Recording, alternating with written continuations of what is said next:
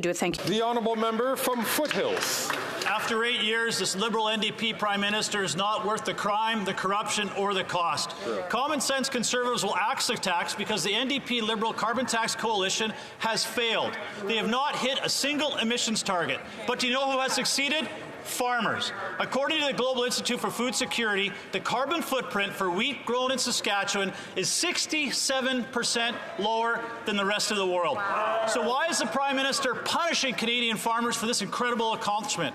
Instead of blaming farmers for his carbon tax failures, will he not axe his plan to increase the tax on April 1st? The Honourable Minister for Agriculture and Agri-Food. Thank you very much, Mr. Speaker. And being a farmer, I fully understand the importance and the effect of climate change, Mr. Speaker.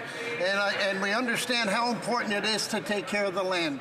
That is why we as a government have invested $1.5 million to help farmers and processors reduce their environmental footprint and stay on the cutting edge. We will continue to fight climate change and work with farmers and ranchers right across this country, Mr. Speaker. The honourable member from Foothills. The fact is, farmers are succeeding where the Liberal NDP Carbon Tax Coalition is failing. And what is farmers' reward for this? A 23% increase in the carbon tax on April 1st. Common sense Conservatives will axe the tax and reward farmers for those accomplishments. Did you know that wheat grown in Canada can travel around the world 3.5 times before it has the same carbon footprint as wheat grown in Europe? Canadian farmers have accomplished this through innovation, not carbon taxes. Will the Liberals finally admit they were wrong, pass 234 unamended, and axe their plan to increase the carbon tax on April 1st? The Honourable Minister for the Environment and Climate Change. Thank you, Mr. Speaker. Just last week, in fact, I was visiting a farmer in Peterborough who is working on regenerative agriculture, but I find it...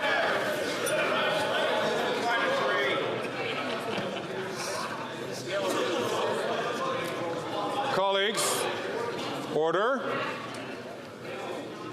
The chair is having great difficulty hearing the response from the minister due to other folks taking the floor. I'm also hearing the member who asked a question having difficulty even hearing in his earpiece. So I'm going to ask all members, please, to keep it down. The honourable minister from the top. Thank you, Mr. Speaker. I do find it quite ironic to be lectured by the Conservative Party on support to farmers when at the end of last year they voted against On-Farm Climate Action Fund to support sustainable agriculture.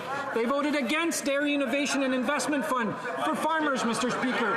They voted against funding in support of dairy, poultry and egg supply management producers. On this side of the House, Mr. Speaker, we believe in our farmers, we support our farmers, and we help them to fight climate change. Doesn't make sense.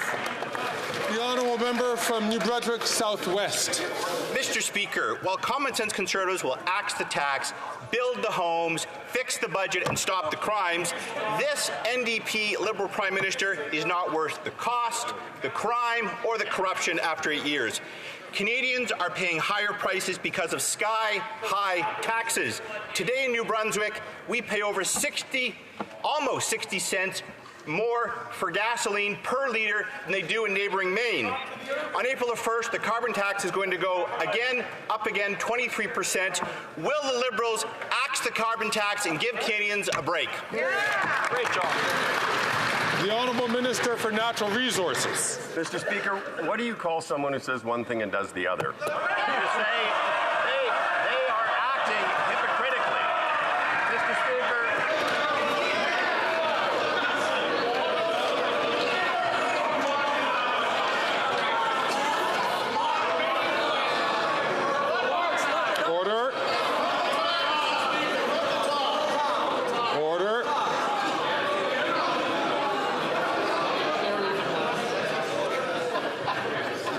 the Honourable Minister. Mr. Speaker, you would say that they are acting hypocritically. The Conservative Party says they have principles. If you don't like, they have other principles. In their 2021 platform, on which every one of those members of Parliament was elected, the platform said, quote, "We recognize that the most efficient way to reduce our emissions is to use pricing mechanisms." The Conservative position is not only devoid of facts, Mr. Speaker, but their position is the height of hypocrisy. How can Canadians believe anything these folks say? Hey!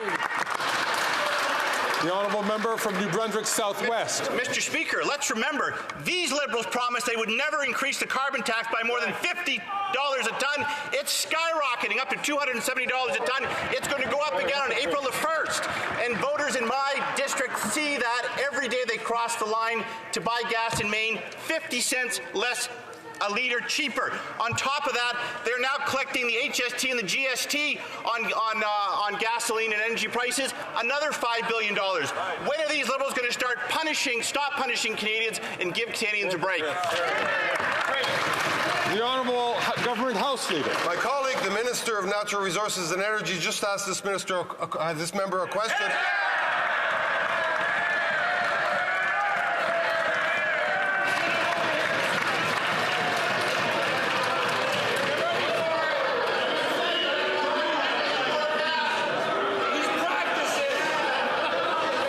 Order.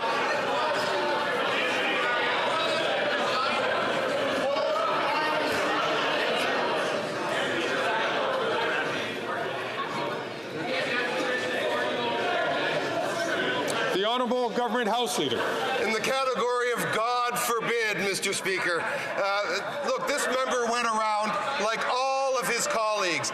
Every single person who has asked a question in question period today went to their constituents' doorsteps with a brochure that says, elect us, we will have a price on carbon. How do those members now stand up with a serious face in front of Canadians